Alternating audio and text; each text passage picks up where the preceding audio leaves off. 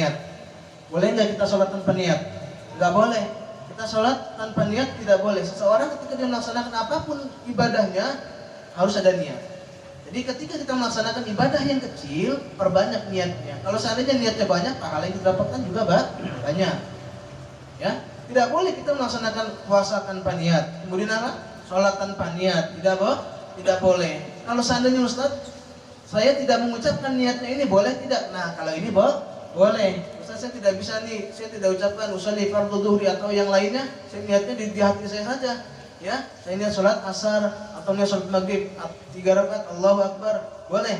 Ya, tidak harus diucapkan. Adapun cara pengucapan kita ini hanya sunnah. Diucapkan, silahkan untuk memantapkan hati. Kalaupun seandainya tidak diucapkan, cukup dengan isyarat hati kita, niat kita.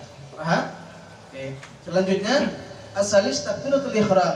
Nah, takbiratul ihram itu Allahu Akbar. Ya, Allahu Akbar. Jadi meletakkan tangan kita di perut ini walaupun tidak kita letakkan nggak masalah jemaah. Yang penting takbiratul ihram itu. Selanjutnya adalah yang keempat, ar-rabi'u qiraatul Fatihah, membaca Al-Fatihah. Oleh karenanya setiap hamba wajib membaca Al-Fatihah ketika sholat, kecuali yang kemarin saya sampaikan nih. Yang kemarin saya sampaikan masih ingat?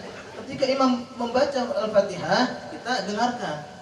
Ya, ketika 2 rakaat sholat subuh, imam membaca Fatihah dikeraskan, kita mendengarkan tugas kita. Gak usah baca. Kenapa? Nanti ditanggung semuanya sama imam. Ya. Menjadi imam tidak semua orang bisa untuk menjadi imam. Kenapa? Karena ada syaratnya. Tetapi makmum, siapapun berhak untuk menjadi makmum dan boleh untuk menjadi makmum. Oke, kita lanjutkan lagi. Yang sekarang kan kita lanjutkan yang keenam, al-khamis ar-ruku.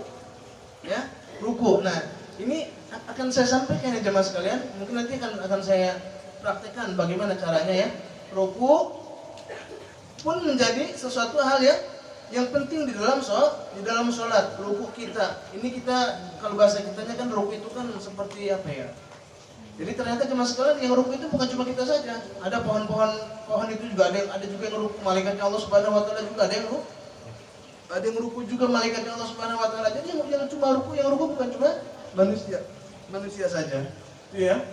Yang keempat ruku. Maaf, yang kelima. As-sadis, yang keenam i'tidal.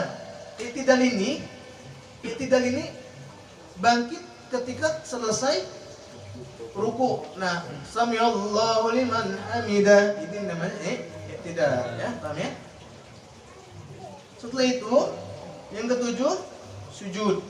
Ya, yang ketujuh sujud. Nah, sujud ini paling dekatnya seorang hamba dengan Allah adalah ketika sujud. Oleh karenanya ketika kita sujud dilamakan. Kenapa? Karena otak kita juga butuh oksigen. Jadi kalau seandainya orang nguap itu tidak semuanya orang ngantuk, itu enggak. Di majlis nguap terus bukan berarti dia ngantuk, bukan. Jadi bisa jadi otak dia itu kurang oksigen. Oleh karenanya perbanyak kita sujud kepada Allah Subhanahu wa taala sehingga apa? Oksigen yang ada di otak kita ini tercukupi. Jadi kalau seandainya kita sering nguap di majlis, di jalan nguap, di tempat-tempat yang lain nguap, itu indikasi bahwa otak kita butuh yang namanya oksigen. Dan itu tidak kita dapatkan kecuali ketika seorang hamba sujud di hadapan Allah Subhanahu wa taala. Ya? Bisa dipahami ya? Oke, sampai sini. Perhatikan jemaah sekalian.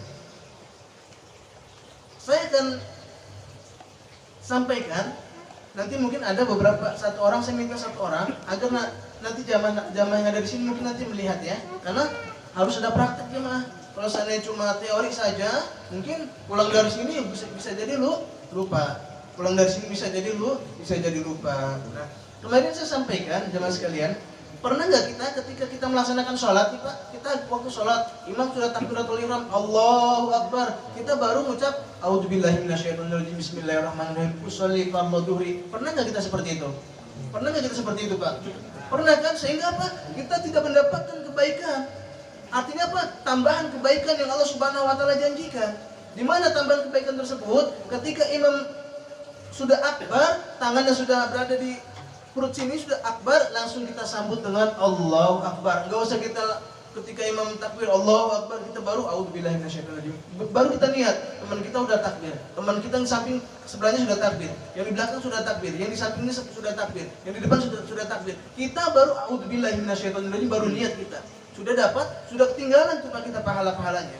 Ya, jadi pahala di dalam sholat itu bukan hanya kita mendapatkan kebaikan-kebaikan yang pentingnya saja, bukan, banyak tambahan-tambahan sunnah yang kita dapatkan ketika kita melaksanakan ibadah sholat. Jamaah sekalian nih, yang dimuliakan Allah Subhanahu wa taala, sekarang Pak akan saya praktikkan.